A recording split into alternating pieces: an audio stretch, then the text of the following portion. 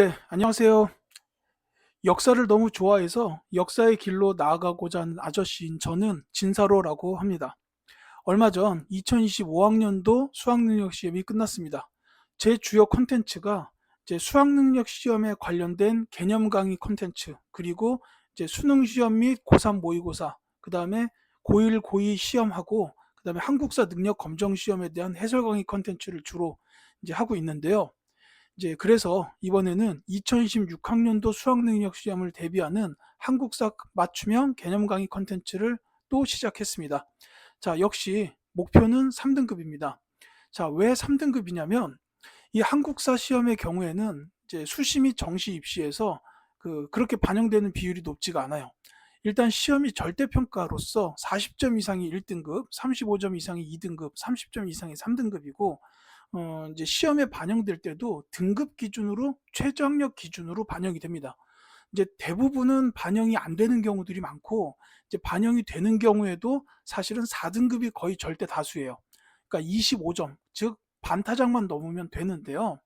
예, 그럼에도 제가 3등급을 목표로 이제 하는 이유는 이제 극히 일부 대학 일부 학과에서 3등급 이상을 최저학력 기준으로 제시할 수도 있습니다. 예, 그렇기 때문에 3등급 이상만 받으면은 어느 대학, 어느 학과, 어느 전형에서도 이제 한국사 때문에 발목 잡힐 일이 없어요. 예, 그렇기 때문에 3등급을 목표로 하는 맞춤형 개념 강의, 이 컨텐츠를 준비하게 되었다라고 이해해 주시면 되겠습니다. 자, 수능 3등급을 받기 위해서 한국사 공부를 어떻게 해야 되는가에 대해서 먼저 말씀을 드릴게요. 3등급을 위해서는 정치사만 공부하시면 충분합니다. 이 정치사 위주로 이제 시대의 흐름을 기억하면 돼요. 물론 경제나 사회, 문화도 수능에서 출제는 됩니다만, 어, 이제 최악의 경우에 그 문제를 전부 다 틀려도 이제 다른 걸 다 맞게 되면 2등급 이상이 나오게 될 거예요. 그렇기 때문에 정치사 위주의 시대의 흐름을 기억하는 것만 정확하게 해도 이제 어느 정도의 실수가 들어가도 3등급은 받을 수 있다라는 거고요. 그 다음에 이 정치사 위주로 시대 흐름을 기억할 때는 중요한 것이 사건의 인과관계를 이해해야 된다라는 거예요. 그러니까 어느 한 사건이 일어났을 때 그것 때문에 다른 사건이 일어나고 다른 사건이 일어나고 이렇게 됩니다. 하나의 예를 들자면 이런 게 있겠네요. 1929년에 세계 경제 대공황이 있었어요. 경제 대공황. 요게 있었는데 이 당시에 이제 이 경제 대공황이 일어나게 된 이유는 뭐냐면 수요와 공급의 법칙이 맞지 않아서였어요. 그러니까 공급은 잔뜩 있는데 수요가 없어진 상태예요. 노동자들한테 돈이 없으니까 물건을 살 수요가 사라진 거예요. 그러니까는 물가가 갑자기 확 떨어지고 이제 그러면 노동자들을 해고할 수밖에 없는 이런 이제 그 악순환이 이어지게 된 게 경제 대공황이었는데 이걸 극복하기 위해서 이제 당시 세계 열강들이 취했던 방식들이 조금씩 다릅니다. 근데 이제 이 당시에 우리나라는 일제 강점기 시기였고 일본이 어떻게 했는지를 봐야죠. 요때 일본의 대응 방식이 뭐였냐면은 식민지를 만들겠다. 식민지를 개척하겠다라는 요런 이제 계획을 갖고 있었어요. 그러니까 이제 수요를 늘리기 위해서 그 수요처를 확보해야겠다. 그래서 식민지를 개척해야겠다라고 이렇게 해가지고 이 당시에 일본이 이걸 위해서 했던 방식이 뭐냐면 전쟁이었습니다. 중일 전쟁. 물론 이전에 만주사변도 있었어요. 만주사변. 그 다음에 중일전쟁이 있었고 나중에는 심지어 미국한테 태평양 전쟁까지 일으키게 됩니다. 이때 중일전쟁을 일으키게 된 게 바로 중국을 자기네 그 물건의 수요처로 만들기 위한 그 전쟁이었다고 보면 돼요. 그런데 이 전쟁을 수행을 하려고 하다 보니까 일본인들만으로는 너무 부족해요. 그래서 당시에 이제 식민지였던 이제 우리 한국 사람들을 이 전쟁에다가 투입을 하고 싶었던 겁니다. 그러면 그렇게 하기 위해서는 일단 우리나라 사람들 머릿속에 조선 사람, 한국 사람이라는 이 의식부터 지워야 돼요. 그래서 민족 말살 통치로 나오게 되는 겁니다. 그러니까 한국인으로서의 민족성을 지워버리고 뼛속까지 일본인이 되도록 만들어야겠다. 이게 이제 바로 민족 말살 통치의 방식이에요. 그래서 이때 했던 게 황국신민서사의 암송 시험에 잘 나와요. 그리고 뭐 창씨개명 일본인의 성과 이름으로 바꾼다. 그리고 신사참배 일본식의 종교 절에다가 이제 그 인사를 하도록 만드는 거죠. 이런 거를 시행했고 또 한 가지가 있다면 이제 국가총동원법. 그러니까 이거는 국가가 주체로 돼가지고 국민들이 갖고 있는 모든 거를 다 걷어가는, 총동원하는 그런 법이에요. 그러니까 사실은 이제 반인권적인 법이기도 하죠. 어쨌든 이 국가총동원법에서는 이제 쌀이나 금속 종류에 대한 공출, 그리고 인력 수탈이 굉장히 많이 이루어져요. 이제 강제징용, 징병, 그 다음에 여성 정신 근로, 뭐 위안부도 여기에 해당하지만 이제 이런 것들이 이때 이루어지는데, 요 1930년대에 우리나라에 있었던 일제의 통치 방식이에요. 이게 이제 경제 대공황에서부터 이어지게 되는 이런 인과관계를 이해해야만 왜 30년대 우리나라 사람들이 황국신민서사를 암송을 했는지, 이제 이런 부분에 대해서 잘 이해하고 확실히 기억할 수 있다라는 겁니다. 이제 이런 식으로 좀 인과관계를 알면서 공부하게 되면 아무래도 좀 한국사를 이해하는 데 있어서 훨씬 더 편리할 거예요. 이제 요 하나의 예로서 여러분들께 말씀을 드린 거고요. 자, 기출문제를 공부해야 된다라고 했는데, 이 기출문제도 무슨 국영수 하듯이 뭐 최근 5년, 7년, 10년 뭐 이런 필요는 없고요. 이제 많아도 한 2년 정도만 하시면 돼요. 그것도 이제 평가원 모의고사 위주로. 수능하고 6월, 9월 평가원 모의고사 위주로 공부하시면 좋은데, 이때 공부하실 땐 단 하나의 주의사항이 있다면, 정답 선지가 왜 정답인지, 이건 이제 문제에 나오는 본문과 연결시켜서 당연히 이해해야 되는 부분이에요. 근데 또 하나가 오답 선지가 왜 오답인지까지 이것도 알아두셔야 돼요. 왜냐하면 이번 문제의 오답 선지는 다음 문제에서는 정답 선지로 나올 수도 있습니다. 그렇기 때문에 모든 선지에 대해서 전부 이해해 두시는 게 이제 중요하다라는 말씀이에요. 그 다음에 세 번째로는 잘못된 사실은 선지에 나오지 않는다라고 했는데, 이게 이제 무슨 뭐 공무원 시험처럼 없는 기관을 갖다가 선지에다가 낸다든지 이런 일이 없어요. 그러니까 그 뭐 예를 들어서 교정 도감인데 어떤 공무원 시험을 보니까 교열 도감이다 뭐 이렇게 냈어요. 근데 이제 수능에서는 그런 식으로 이제 잘못된 단어로 내는 일이 없고요. 그 다음에 또 한 가지가 역사적인 사실이 잘못되게끔 나오지도 않아요.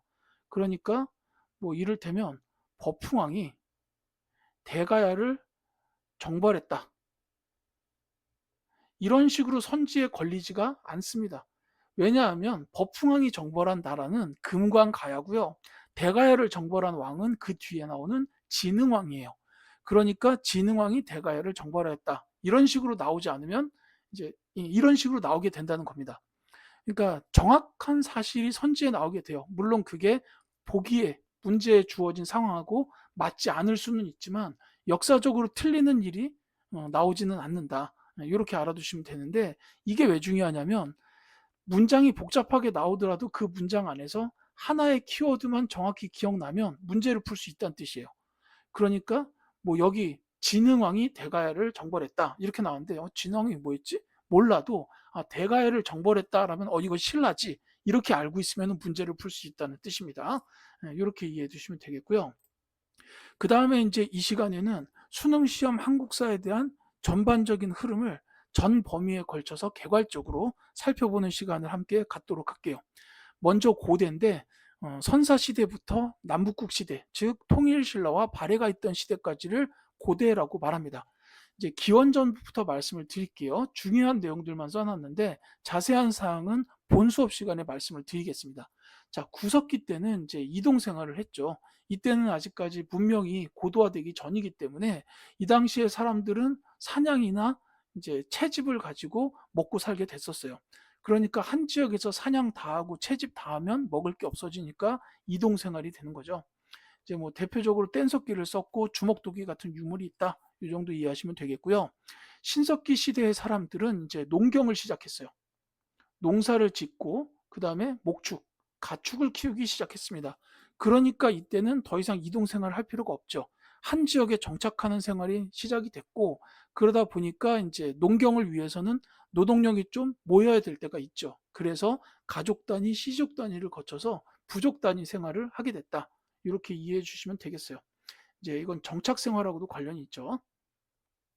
그 다음에 이제 청동기가 되면은 좀 더 이렇게 모이는 단위가 커지게 돼요. 그리고 이때는 벼농사가 시작이 되죠. 벼농사가 시작이 되면서 생산성이 향상되고 잉여물들이 나오게 돼요. 그러니까 이제 그걸 두고서 다툼이 벌어지기도 하고, 같은 집단 내에서도 이제 그 잉여물의 분배 관련된 문제가 발생하게 됩니다. 그래서 사유재산도 형성이 됐지만 계급 형성이 제일 중요해요. 이제 계급이 높은 사람과 낮은 사람, 지배자와 피지배자로 나눠져서 이제 각각의 역할을 맡으면서 이제 집단이 운영이 되게 되고, 그 다음에 이제 여러 집단들이 또 서로 다투면서 더 높은 계급이 생기게 되겠죠. 그러면서 등장하게 된 게 이제 군장. 이제 거의 뭐 나라에 가까운 단위 정도로 이렇게 이제 덩치가 커지죠. 그러면서 국가 단위가 형성이 됩니다. 그 국가가 바로 고조선이에요. 그러니까 우리나라에 등장한 최초의 국가 단위가 바로 고조선이라고 보시면 되겠습니다. 단군 왕검이 지배했던 나라죠.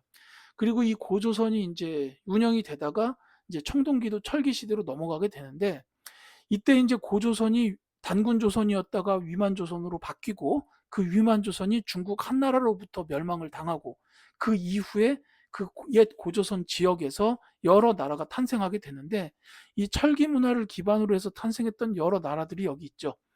군장 국가의 경우에는 옥저나 동해, 삼한, 그리고 이런 여러 군장들이 모여서 이제 왕 형태를 만들어낸 연맹 왕국의 경우에는 부여나 고구려, 가야, 이런 나라들이 있었다라고 이해해 주시면 되겠습니다. 자, 그 다음에 삼국민 남북국 시대에 대해서는 중요한 일들만 일단 정리를 해봤어요. 이제 먼저 고구려는 4세기에 개혁 정책이 이루어져요. 이게 이제 백제가 평양을 침공을 했는데, 이때 침공을 받고 고구려가 휘청합니다. 그래서 이제 그 고국 원앙이 전사하는 일이 있었는데, 그 뒤로 나왔던 소수림 왕이 개혁 정책을 펼쳐요. 이때 했던 개혁이 뭐 율령, 법이에요. 이걸 반포한다든지 불교를 수용을 한다든지, 그 다음에 이제 대학교 기관이었던 태학을 설립했다. 이런 것들이 있고요. 5세기로 넘어가게 되면 이때는 광개토대왕과 장수왕 시대예요. 광개토대왕, 장수왕 시대.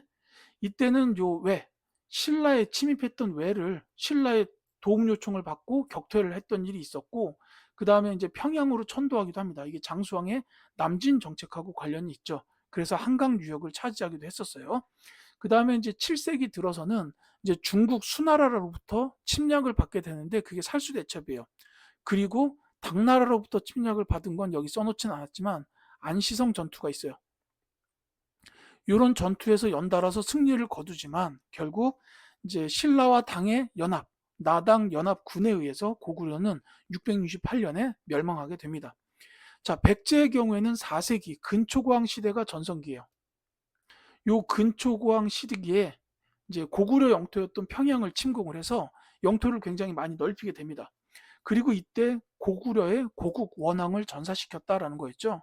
그리고 뒤이어서 고구려에 등장한 왕이 소수리 왕이었다라고 이제 이렇게 이해하시면 되겠고, 이제 5세기는 고구려의 전성기였어요. 광개토대왕, 장수왕 시대. 특히 장수왕 시기에 고구려의 침략을 받고 한성이 함락이 됩니다. 당시의 수도였죠. 이 한성이 함락이 되면서 이때 이제 백제의 왕이었던 계로 왕이 죽게 되고, 이제 그 뒤에 왕인 문주 왕이 급하게 웅진으로 천도하는 이런 일이 발생하게 되죠. 그리고 이 웅진 백제 시대가 열리게 되는데, 이 시대의 중흥기를 이끌었던 왕이 무령 왕이에요. 이 무령 왕이 6세기로 넘어가는 시기에 22담로 지역에 왕족을 파견하는 이런 왕권 강화 정책을 시행을 했고요. 그 뒤로 등장한 성왕이 이제 수도를 다시 한번 옮깁니다. 사비, 지금의 충남 부여 지역으로 이제 수도를 옮기게 되죠. 이제 이게 백제의 흐름인데, 역시 백제도 7세기 들어서 나당 연합군에 의해서 660년에 멸망하게 됩니다. 자, 그 다음에 신라의 경우에는 이제 4세기, 5세기가 비어 있죠. 발전 속도가 고구려 백제에 비해서는 좀 느렸어요. 대신에 이제 6세기로 들어가게 되면은 법흥왕이 금광가야, 진흥왕이 대가야를 병합하면서 이제 전성기로 슬슬 들어서게 됩니다. 그래서 진흥왕 시대에 오게 되면 가야를 완전히 멸망시키게 되고, 그 다음에 한강 유역을 차지하게 돼요. 그리고 나서 이제 7세기로 넘어가면 당나라와 연합을 해서 백제랑 고구려를 멸망을 시키고 삼국 통일을 하게 된다. 이렇게 보시면 되겠죠. 그래서 이제 그 7세기부터는 통일신라 이렇게 나오게 되는 겁니다. 다만 이제 698년에 옛 고구려의 유민들이 이제 세력을 모아가지고 북쪽에 발해를 건국하게 돼요. 그래서 이때는 통일신라가 남쪽, 발해가 북쪽이었던 남북국 시대, 정치라고 부르는 겁니다. 자, 발해의 경우에는 대조영이 건국을 했어요. 동모산 일대에서 대조영이 세운 나라고, 그 다음에 대학교 교육기관 주자감, 그리고 지방행정구역이 5경 15부 62주 이렇게 있었다라는 거. 한 가지가 더 있다 그러면 해동성국이라고 불렸어요. 그 다음에 통일신라의 경우에는 이제 초기에 노급이 폐지됐어요. 이거 왕권 강화 정책이라고 이해하시고요. 지방행정구역을 구주 오수경 체계로 정비를 했습니다. 근데 이제 말기로 넘어가게 되면은 진골 귀족 사이에 왕위 다툼이 극심해지고 지방의 통제력이 약화되다 보니까 지방의 독립 세력이었던 호족들이 성장을 해서 이 호족들이 이제 고려를 이제 후삼국을 통일하는 핵심적인 세력이 돼요. 물론 이제 이때 고려의 왕은 태조 왕건이었습니다. 그래서 이제 고려시대, 즉 중세로 넘어가게 되죠. 자, 고려시대의 경우에는 지배계층의 흐름만 이해하시면 돼요.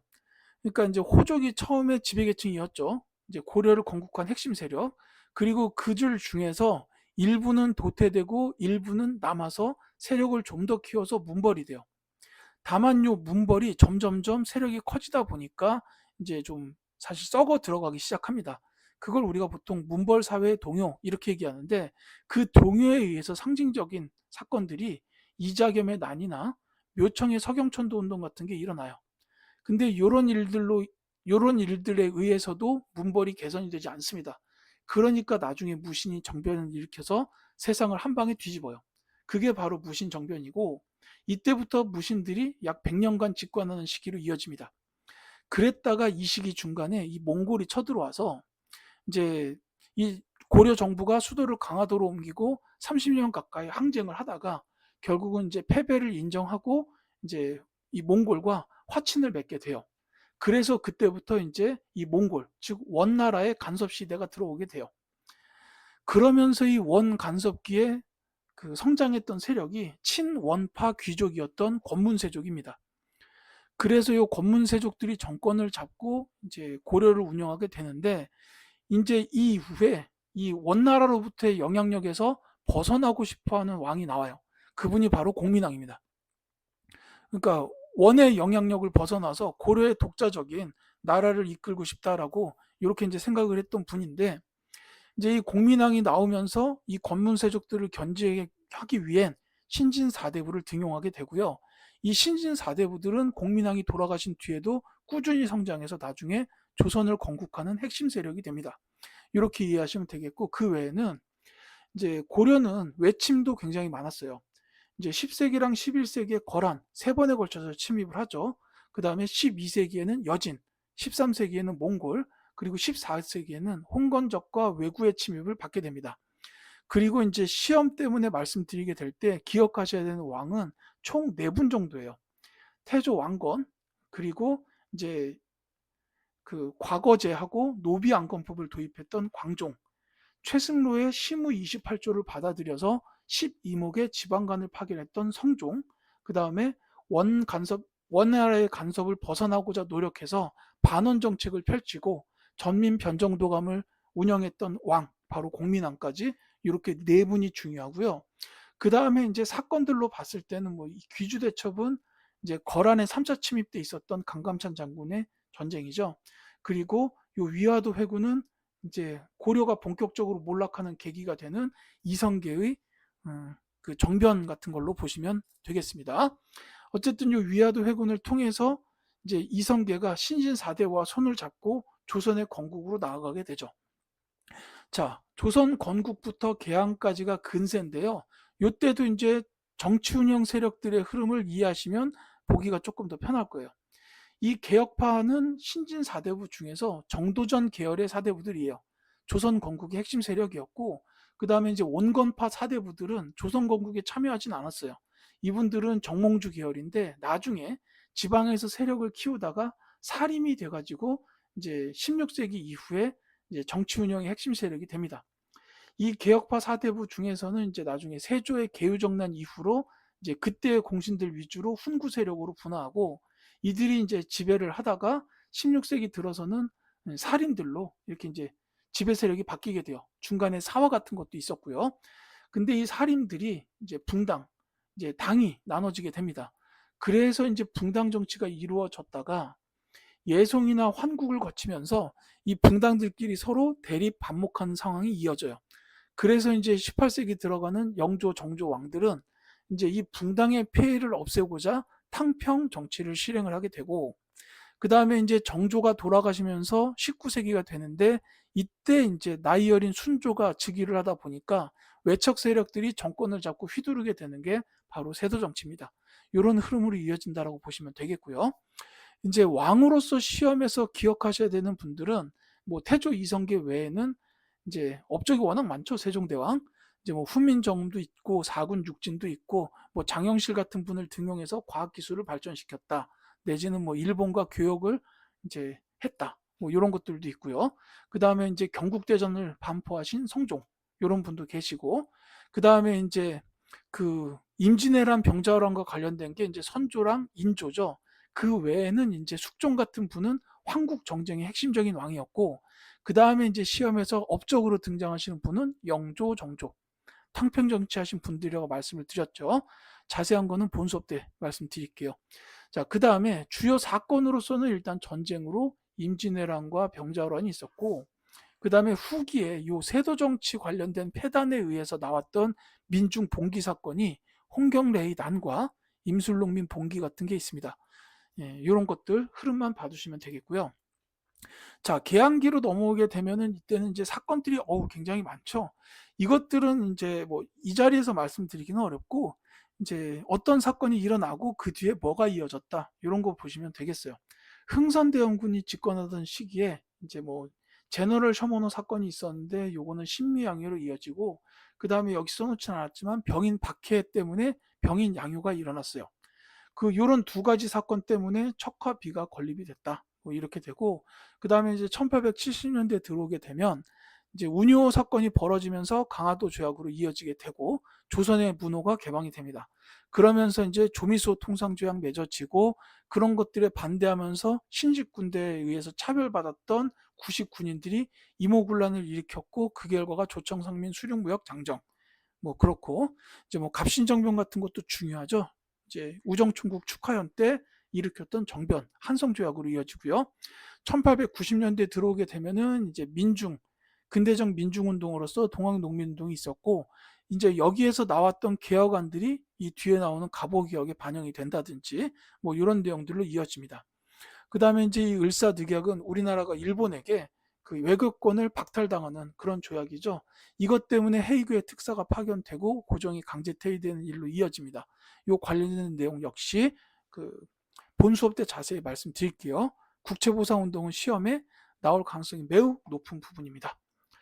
자, 그 다음에 이제 일제강점기예요. 일제강점기는 1910년대, 20년대, 30년대 이후에 일제 통치 방식이 어떤 방식이었나, 무단 통치라든지 이른바 문화 통치, 민족 말살 통치였다라는 거, 요거 이해하시고 거기에 대응한 우리 민족의 저항 활동, 이제 이런 것들이 이제 국내 국외로 나오는데 요 흐름들을 기억해 두시면 되겠어요.